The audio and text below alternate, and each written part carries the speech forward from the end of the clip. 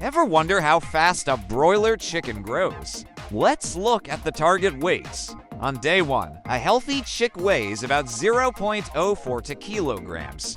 By day 5, they should be around 0.138 kilograms.